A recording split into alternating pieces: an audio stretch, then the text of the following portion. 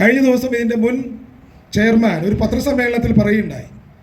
ഒരു പത്രപ്രവർത്തകൻ ചോദിച്ചപ്പോൾ അദ്ദേഹം പറഞ്ഞ മറുപടി, അല്ലെങ്കിൽ കാലങ്ങളായി അദ്ദേഹം പറഞ്ഞുകൊണ്ടിരിക്കുന്ന മറുപടി, നമ്മളെല്ലാവരും തെറ്റിദ്ധരിപ്പിക്കുന്നതും പച്ചക്കള്ളവുമാണ്. 108 കൊല്ലം പാരമ്പര്യമുള്ള ഈ ബാങ്കിന് 2019 മുതൽ റിസർവ് ബാങ്ക് കാലാകാലങ്ങളിൽ എല്ലാ ഡയറക്ഷൻസും കൊടുക്കുന്നുണ്ട്. നിങ്ങളുടെ പോക്ക് ശരിയല്ല, നിങ്ങൾ ചെയ്യുന്നത് ശരിയല്ല, നിങ്ങളുടെ മൂലധന നിക്ഷേപം കുറയുന്നു, വായ്പ കൂടുന്നു, ട്രാ റേഷ്യോ കുറയുന്നു, ഇതെല്ലാം കൃത്യമായി പറഞ്ഞുകൊണ്ടിരുന്നു. അതൊന്നും അനുസരിച്ചില്ല എന്നുള്ള ഘട്ടം വന്നപ്പോഴാണ് 2025 ജൂലൈ 30 ഓൾ ഇൻക്ലൂസീവ് ഡയറക്ഷൻ എന്ന് പറഞ്ഞ് റിസർവ് ബാങ്ക് നിയന്ത്രണങ്ങൾ ഏർപ്പെടുത്തിയത്. എന്നിട്ട് സമയം കൊടുത്തു ഒക്ടോബർ മാസം 6 വരെ. ഒക്ടോബർ മാസം 6 മാത്രമാണ് ബാങ്കിനെ സൂപ്പർസീഡ് ചെയ്ത് അഡ്മിനിസ്ട്രേറ്റീവ് കമ്മിറ്റി വന്നിട്ടുള്ളത്. ഇനി ബാങ്കിൻ്റെ പ്രത്യേക ഒരു സ്വഭാവം നിങ്ങൾ മനസ്സിലാക്കണം. ബാങ്കിൻ്റെ നയപരമായ കാര്യങ്ങൾ, ഇത് സൊസൈറ്റിയാണ്. കേരള കോപ്പറേറ്റീവ് സൊസൈറ്റീസ് ആക്ട് അനുസരിച്ച് രജിസ്റ്റർ ചെയ്തിട്ടുള്ള ഒരു സ്ഥാപനമാണ് ഈ number 55 Irinjalakuda town cooperative bank എന്നിപ്പോൾ നമ്മൾ പറയുന്നത്. ഈ ബാങ്കിൻ്റെ മൂലധന നിക്ഷേപം 1000 കോടി കഴിഞ്ഞപ്പോൾ റിസർവ് ബാങ്ക് ഇടപെട്ടു. റിസർവ് ബാങ്ക് അതിനെ മോണിറ്ററി കൺട്രോൾ കൊണ്ടുവന്നു. അപ്പോൾ ഈ ബാങ്കിൻ്റെ നിയന്ത്രണം 2 മേഖലയിലായിട്ട് നിങ്ങൾ കാണണം. ഒന്ന് സാമ്പത്തിക മേഖലയിലുള്ള നിയന്ത്രണം, മറ്റത് ദൈനംദിന അഡ്മിനിസ്ട്രേറ്റീവ് കാര്യങ്ങളിലുള്ള നിയന്ത്രണം. അഡ്മിനിസ്ട്രേറ്റീവ് കാര്യങ്ങളിലുള്ള നിയന്ത്രണം പറയാൻ ഞാൻ ആഗ്രഹിക്കുന്നത് എന്താണെന്ന് വെച്ച് കഴിഞ്ഞാൽ, ഈ ബാങ്കിൻ്റെ പേര് ഒരു സുപ്രഭാതത്തിൽ പഴയ ചെയർമാൻ ITC എന്നാക്കി. ഇന്ത്യൻ ടുബാക്കോ കമ്പനി 1840 കൽക്കട്ടയിൽ രജിസ്റ്റർ ചെയ്തിട്ടുള്ള ട്രേഡ് മാർക്കിന് വിരുദ്ധമായിട്ട് ITC എന്നാക്കി കഴിഞ്ഞപ്പോൾ ഉണ്ടായ നഷ്ടം എന്താ? എല്ലാ ബോർഡുകളും, എല്ലാ പേ സ്ലിപ്പുകളും, എല്ലാ സ്റ്റേഷനറികളും അടിമുടി മാറ്റേണ്ടി വന്നു. കോടിക്കണക്കിന് ഉറുപ്പിയാണ് അതുപോലും ബാങ്കിനുണ്ടായ നഷ്ടം. പിന്നെ സംഭവിച്ചതോ, ഇന്ത്യൻ ടുബാക്കോ കമ്പനി കൽക്കട്ട ഹൈക്കോടതിയിൽ കേസ് കൊടുത്തു. ഞാനത് അറിഞ്ഞു. ഞാൻ കൽക്കട്ടയിൽ പോയി കക്ഷി ചേരുന്നതായപ്പോൾ ഈ കേസ് സെറ്റിൽ ചെയ്തു. 4 കോടിയാണ്. ഈ 4 കോടി രൂപ ഈ joint registrar of cooperative society അന്വേഷണത്തിൽ പിടിച്ചിരിക്കുന്നു എൻ്റെ പരാതിയുടെ അടിസ്ഥാനത്തിൽ. ആ പരാതി ഉൾക്കൊണ്ട് ഇവരോട് 24 ലക്ഷം രൂപ വെച്ച് ഓരോ ഡയറക്ടർമാരോടും അടയ്ക്കാൻ പറഞ്ഞിട്ട് അതിന് ഹിയറിംഗ് കഴിഞ്ഞു. ഇപ്പോൾ ഭരണസ്വാധീനം ഉപയോഗിച്ച് അതിന് സ്റ്റേ കൊടുക്കാൻ വേണ്ടി നടക്കുകയാണ്. നമ്മൾ നാളെ മുഖ്യമന്ത്രിനെ കാണുന്നുണ്ട്, കാര്യങ്ങൾ അവതരിപ്പിക്കുന്നുണ്ട്. ഒരു കാരണവശാലും ആ സ്റ്റേ കൊടുക്കരുത് കട്ടായമായി ആവശ്യപ്പെടുന്നു. നിയമപരമായി നിൽക്കാത്ത ഒരു ബ്രാൻഡിംഗ് ആണ് ചെയ്തത് ITC. വേറെന്താണ് ചെയ്തത്? തലപ്പള്ളി താലൂക്ക്, ഈ ബാങ്കിൻ്റെ അധികാര പരിധി മുകുന്ദപുരം താലൂക്കാണ്. ആ മുകുന്ദപുരം താലൂക്കിൻ്റെ അധികാര പരിധി വിട്ട് നമുക്ക് പോകാൻ പറ്റില്ല. നമുക്ക് ജൂറിസ്ഡിക്ഷൻ ലിമിറ്റേഷൻ ഉണ്ട്. തലപ്പള്ളി താലൂക്കിൻ്റെ അധികാര പരിധി ലഭിക്കുവാൻ വേണ്ടി അന്നത്തെ സഹകരണ വകുപ്പ് മന്ത്രിയായിരുന്ന, എനിക്ക് പേര് പറയാൻ വേണ്ടിയില്ല, അന്തരിച്ച CN ബാലകൃഷ്ണന് കൈക്കൂലി കൊടുത്തും ഇപ്പോഴത്തെ തൃശ്ശൂർ സഹകരണ ബാങ്കിൻ്റെ പ്രസിഡന്റ് പോൾസിന് കൈക്കൂലി കൊടുത്തും അവിടുത്തെ അധികാരം കൂടി കവർന്നെടുത്തു. നിങ്ങൾ ഇന്നലത്തെ പത്രങ്ങളിൽ കണ്ടിട്ടുണ്ടാവും. രമേശ് ചെന്നിത്തല വന്നിട്ട് ഇന്നലെ തൃശ്ശൂർ അർബൻ കോപ്പറേറ്റീവ് ബാങ്കിൻ്റെ ഒരു കെട്ടിട ഉദ്ഘാടനം നടത്തുന്നത്. അപ്പോൾ തലപ്പള്ളി താലൂക്കിൻ്റെ അധികാര പരിധി പിന്നെ തൃശ്ശൂർ അർബൻ കോപ്പറേറ്റീവ് ബാങ്കിനാണ്. ആ അധികാര പരിധി കവർന്നെടുത്തിട്ടാണ് വടക്കാഞ്ചേരി മുതലായ 5 സ്ഥലങ്ങളിൽ ബ്രാഞ്ചുകൾ തുടങ്ങിയത്. അത് അനധികൃതമാണ്. റിസർവ് ബാങ്ക് അത് പൂട്ടിട്ടിരിക്കുന്നു. അതിൻ്റെ നഷ്ടം ആര് കൊടുക്കും? അപ്പോൾ ഇദ്ദേഹം ബ്രാഞ്ചുകളുടെ എണ്ണം കൂട്ടിയത് മറ്റൊന്നിനുമല്ല, തൻ്റെ ജാഥയ്ക്ക് ജയ് വിളിക്കാൻ ആൾക്കാരെ കൂട്ടുക. ഏതെങ്കിലും ഒരു ജീവനക്കാരൻ ഈ ബാങ്കിൽ കൃത്യമായി ബാങ്കിങ് അറിയാവുന്ന ഒരാളുണ്ടെങ്കിൽ ഞാൻ അവരുടെ മുമ്പിൽ മുട്ടുകുത്തി നമസ്കാരം പറയാം. എല്ലാവരെയും നിയമം മറികടക്കാൻ വേണ്ടി അപ്രൈസർ, ഇവർ അപ്രൈസർ ആവണമെങ്കിൽ 10ാം ക്ലാസ് യോഗ്യത മതി. അപ്രൈസർ ആക്കി അങ്ങനെ പ്രൊമോഷൻ കൊടുത്തു. ഏറ്റവും ഒടുവിൽ എന്ത് ചെയ്തു? 32 പേരെയാണ് താൽക്കാലിക ജീവനക്കാരായി ഇവിടെ വെച്ചിരുന്നത്. 800 രൂപ ശമ്പളത്തിൽ. ആരുടെ പൈസയാ? നമ്മുടെ രക്തവും വിയർപ്പും ചിന്തിയ പൈസയാണ്. അവർ പിരിച്ചുവിട്ട് റിസർവ് ബാങ്ക് വന്നിട്ട്. ഇനി ഒരു പ്രഹസനം എന്നോണം അദ്ദേഹം ഹൈക്കോടതിയിൽ പോയി. ഹൈക്കോടതിയിൽ പോയിട്ട് എന്താ പറഞ്ഞ്? ഈ ഭരണം എന്നെ ഏൽപ്പിക്കണമെന്ന്, ഞാനത് നടത്തിക്കൊള്ളാമെന്ന്. ഹൈക്കോടതി ഹർജി തള്ളി. ഇപ്പോൾ റിട്ടപ്പീൽ വെക്കുന്നുണ്ട്. ഇന്നലെ അറിഞ്ഞു റിട്ടപ്പീൽ കൊടുത്തിട്ടുണ്ടെന്നാണ്. ഇതെല്ലാം ഒരു പ്രഹസനമാണ്.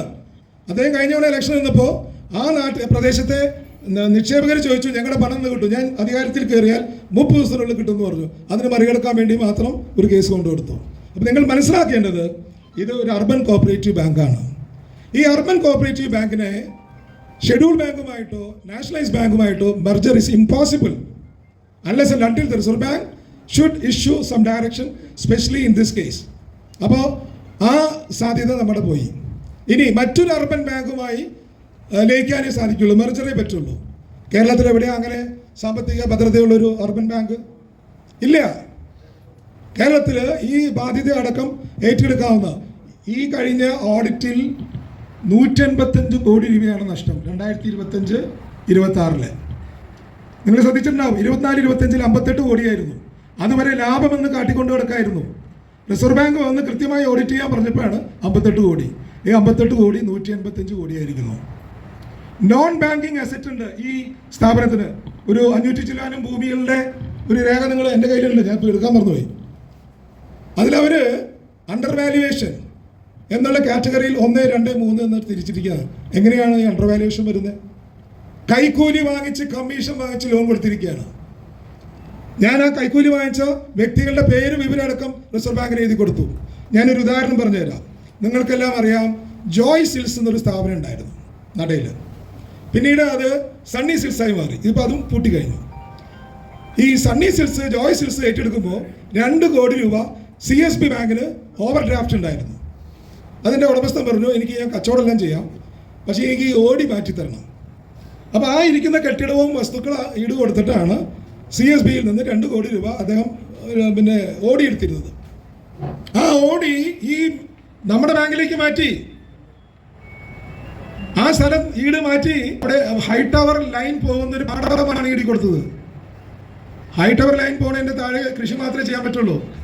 കുരുമ്പശ്ശേരിയിൽ 25 ലക്ഷം രൂപയാണ് മുൻ ചെയർമാൻ കൈക്കൂലി വാങ്ങിച്ചത്.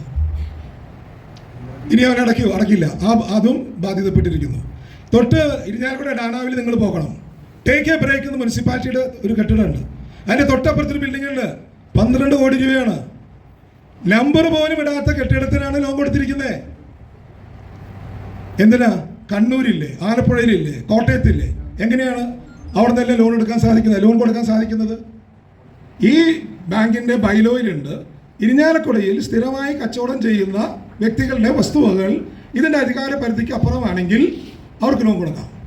ഇവിടെ എന്താ ചെയ്തത്? ഇവിടെയുള്ള ഏതെങ്കിലും ഒരാളുടെ പേരിൽ ഒരു കെയർ ഓഫ് ഒരു അഡ്രസ് ഉണ്ടാക്കി പിന്നെ ചതുപ്പ് നിലങ്ങൾ, മാർഷൽ ലാൻഡ് ഞാൻ എണ്ണിക്കൊടുത്തു. റിസർവ് ബാങ്കിന് കൃത്യമായിട്ട് എണ്ണിക്കൊടുത്തു. റിസർവ് ബാങ്കിൻ്റെ ഉദ്യോഗസ്ഥർ ഡെപ്യൂട്ടി മാനേജർ വന്നിട്ടുണ്ട്, വൺ ലേഡി ഫ്രം തമിഴ്നാട്. ഞാൻ നേരിട്ട് കണ്ട് പരാതി പറഞ്ഞപ്പോൾ ആ സ്ത്രീ എന്നോട് പറഞ്ഞത്, I am really wondering, you know why? I have never seen such a huge construction for a bank like this. Even we don't have the facilities. Reserve ബാങ്കിൻ്റെ ട്രാൻഡ്രം ഏരിയ ഓഫീസിൽ പോലും ഇതിനകത്ത് 5 സൂട്ട് റൂം ഉണ്ട്, ഓഡിറ്റോറിയം ഉണ്ട്, പിന്നെ ജിംനാസിയം ഉണ്ട്, ഇത് കഴിഞ്ഞിട്ട് റീഡിംഗ് റൂം ഉണ്ട്. അവർ റിസർവ് ബാങ്കിന് പോലും ഇല്ലാത്ത സൗകര്യങ്ങളോട് ഉണ്ടാക്കി. എന്താണ് ആവശ്യം? എന്തായിരുന്നു കാരണം? സിമെന്റും കമ്പിയും ചെലവാകണം, സിമെന്റും കമ്പിയും ചെലവാകണം. ഞാൻ എനിക്ക് കിടക്കുന്നില്ല, മനസ്സിലാവുണ്ട്? അങ്ങനെ ഒരു നിർമ്മാണം നടത്തി. ഈ ബാങ്കിന് സ്വന്തമായിട്ട് ഈ ഇരിക്കുന്ന കെട്ടിടം, നട ബ്രാഞ്ച് കെട്ടിടം, ചേലൂരുള്ള കെട്ടിടം, താണിശ്ശേരിയിലുള്ള കെട്ടിടം, ഈ 4 കെട്ടിടങ്ങൾ കഴിഞ്ഞാൽ സ്വന്തമായ ഒരു ഇഞ്ച് പോലും ഭൂമിയില്ല. ഞാൻ കഴിഞ്ഞ ദിവസം ഞാൻ അഡ്മിനിസ്ട്രേറ്റർ കണ്ടു. ഞാൻ അദ്ദേഹത്തോട് ചോദിച്ചു, എനിക്ക് അപ്പോയിൻമെൻറ്റ് കിട്ടിയിരുന്നു. താങ്കൾ ഇവിടെ വന്നിട്ട് 10 മാസമായി. താങ്കളടക്കം 3 പേരുണ്ട്, ഒരു MD ഉണ്ട്. 8-9 ലക്ഷം രൂപ നിങ്ങൾ മാസം ശമ്പളം മേടിച്ചു കൊണ്ടുപോകുന്നുണ്ട്. ഇതിൻ്റെ ബ്രാഞ്ചുകളിൽ ഇരിക്കുന്ന ആരും തന്നെ ഒരു ജോലിയും ചെയ്യുന്നില്ല. അവിടെ ചെന്ന് പറയും, എന്തെങ്കിലും പരാതി പറഞ്ഞാൽ പറയും ഹെഡ് ഓഫീസിൽ പോകാൻ. എന്തിനാണ് ഈ ബ്രാഞ്ചുകൾ? ഇതെല്ലാം വാടക കെട്ടിടത്തിലാണ്, ഇതിനെല്ലാം വാടക കൊടുക്കണം, അതിലുപരി ഇവർക്ക് ശമ്പളം കൊടുക്കണം. നിങ്ങൾക്കും ശമ്പളം തരുന്നത്. ഞങ്ങൾക്ക് എന്താണ് ഒരു എഫിക്കേഷ്യസ് റെമഡി ഞങ്ങൾക്ക് ഉണ്ടായിരിക്കുന്നത്? ഞങ്ങൾക്ക് ഉത്തരമില്ല. 6% പലിശ കുറച്ചിരിക്കുന്നു. 8% ഞങ്ങൾ പലിശ മേടിച്ചിരുന്നത് 2% കുറയ്ക്കുമ്പോൾ 80% decrease in the interest rate. നിങ്ങളുടെ സാലറിയിൽ നിങ്ങളുടെ ആക്കിക്കൂടെ? ഇവിടുത്തെ ജീവനക്കാരുടെ സാലറിയിൽ 80% കുറവ് വരുത്താൻ നിങ്ങൾക്ക് ആർക്കും വിഷമമുണ്ടോ? അവർ വരുത്തട്ടെ. 80% ഇവിടുത്തെ ജീവനക്കാരുടെ ശമ്പളം കുറയ്ക്കണം. ഇനി നമുക്ക് പണം കിട്ടുന്ന സമയത്ത് അവർക്ക് തിരിച്ചു കൊടുക്കാം. ഇവിടെ ഈ പറയുന്ന ഏതെങ്കിലും ബോർഡിലെ ഒരു അംഗത്തിന് നിക്ഷേപമുണ്ടോ? അദ്ദേഹം വീരവാദം മുഴക്കുന്നുണ്ടായിരുന്നു.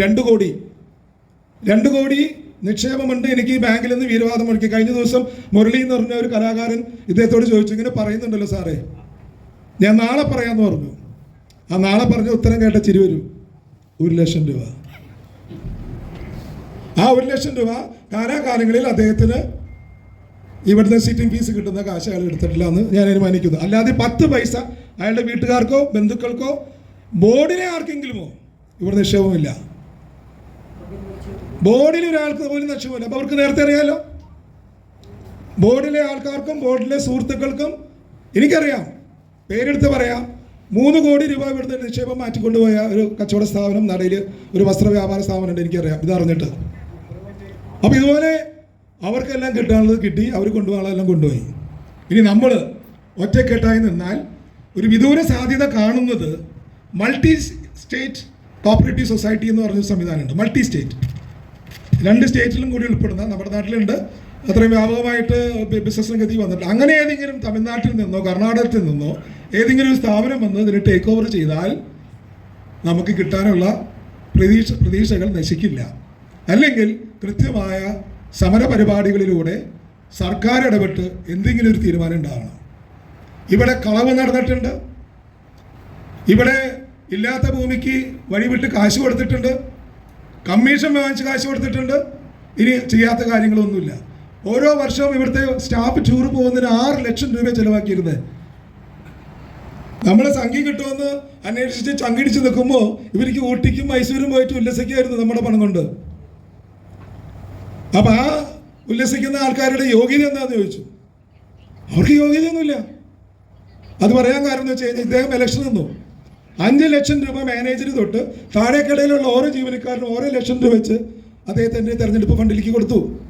ആ കൊടുക്കുന്ന സമയത്ത് ഞാൻ ചോദ്യം ചെയ്തു, കിട്ടിയ മറുപടി എന്താണെന്നറിയോ? അത് യോഗ്യതയില്ലാത്തവർക്ക് കുറച്ച് ജോലി കൊടുത്തിട്ടുണ്ട്, അപ്പോൾ അവർക്കത് കൊടുത്തുകൊണ്ടൊന്നും കുഴപ്പമില്ല എന്ന്.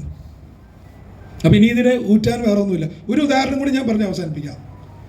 ഇരിഞ്ഞാലക്കുട കോപ്പറേറ്റീവ് ഹോസ്പിറ്റലിൻ്റെ ചെയർമാനായിരുന്നു ഇദ്ദേഹം, ഇപ്പോഴുമാണ്. ഹഡ്കോയിൽ നിന്ന് ലോൺ എടുക്കാൻ വേണ്ടി ആ കോപ്പറേറ്റീവ് ഹോസ്പിറ്റലിൻ്റെ ആധാരം കൊണ്ടുപോയി ഹഡ്കോയിൽക്ക് കൊടുത്തതിന് ശേഷമാണ് പണം എടുത്തത്. 2 സ്ഥലത്തെയും ചെയർമാൻ താനാണെന്നുള്ള ഗർവിൽ അതിൻ്റെ ഫോട്ടോസ്റ്റാറ്റ് കോപ്പി കൊണ്ടുവന്ന് ഇവിടെ പണയം വെച്ച് 1 കോടി രൂപ വേറെ എടുത്തു. നമുക്ക് നടക്കും? ഇനി ആ 1 കോടി രൂപ 3 കോടി രൂപയായി മാറി, പലിശ അടയ്ക്കാൻ മാർഗമില്ല. എന്ത് ചെയ്തു? ആ 3 കോടി രൂപ കോപ്പറേറ്റീവ് ഹോസ്പിറ്റലിലെ ഈ ബാങ്കിലുള്ള ഷെയർ ആയിട്ട് കൺവേർട്ട് ചെയ്തു. നമുക്ക് വല്ല കാര്യം ഉണ്ടായോ? നമുക്ക് വല്ല കാര്യം ഉണ്ടായോ? ഇല്ല. അപ്പം ഇത് മുഴുവൻ അനുമതിയും പറയണമെങ്കിൽ എനിക്ക് 3 ദിവസം വേണം. അതിനുള്ള സമയം ഇപ്പോൾ ഇവിടെ ഇല്ല. ഇത് ഏതാനും ചില ഉദാഹരണങ്ങളാണ്. അപ്പോൾ ഈ കൂട്ടായ്മ ഇങ്ങനെ രൂപീകരിച്ചത് ഈ ഇരിക്കുന്ന ആൾക്കാർ, ഞാനതിൽ വന്നു ചേർന്നതാണ്, എന്നോട് വന്ന് ആവശ്യപ്പെട്ടപ്പോൾ. കാരണം ഞാൻ പറഞ്ഞില്ലേ, ഞാൻ വന്നു കഴിഞ്ഞാൽ പുള്ളി പറയും, ഇപ്പം ഇന്ന് തന്നെ കാട്ടിയത് ഒരു ജനാധിപത്യ രീതിയിൽ പ്രതികരിക്കാനുള്ള എത്ര ജാഥ നടത്തിയിട്ടുണ്ട്, എത്രയും സമരങ്ങളിൽ നടത്തിയിട്ടുണ്ട്, എന്തെല്ലാം വാഹന ഗതാഗതങ്ങൾ തടസ്സപ്പെടുത്തിയിട്ടുണ്ട്, ആംബുലൻസ് പോലും തടസ്സപ്പെടുത്തി ജാഥ നടത്തിയിട്ടുള്ള ഈ രാഷ്ട്രീയ പാർട്ടിയുടെ നേതാവായി അദ്ദേഹം പറയാണ്, അദ്ദേഹത്തിൻ്റെ സ്വാധീനത്തിൽ ഒന്ന് പറയാണ്, ഞാൻ ഇവിടെ മൈക്ക് വെച്ച് കെട്ടി നടത്താൻ പാടില്ല എന്ന്. അല്ലേ? അതല്ലേ ഉണ്ടായത്? അപ്പം നമ്മളെ ഇനിയും ജീവിക്കാൻ അനുവദിക്കില്ല, ഇനിയും പ്രതികരിക്കാനോ പ്രതിഷേധിക്കാനോ അനുവദിക്കില്ല എന്നുള്ള ദൃഢപ്രതിജ്ഞ എടുത്തിരിക്കുന്ന ഒരു നഗരപിതാവ് നമുക്ക് വേണ്ട. ഈ നാട്ടിലെ ജനങ്ങളുടെ കണ്ണീര് ഒപ്പാൻ, ഈ നാട്ടിലെ അമ്മമാരുടെ കണ്ണീരൊപ്പാൻ, പട്ടിണി കിടക്കുന്നവന്റെ, രോഗാതുരനായിട്ട് കിടക്കുന്നവന്റെ കണ്ണീരൊപ്പാൻ സാധിക്കാത്ത ഒരു വ്യക്തിയും നഗരപിതാവായിട്ട് നമുക്ക് വേണ്ട.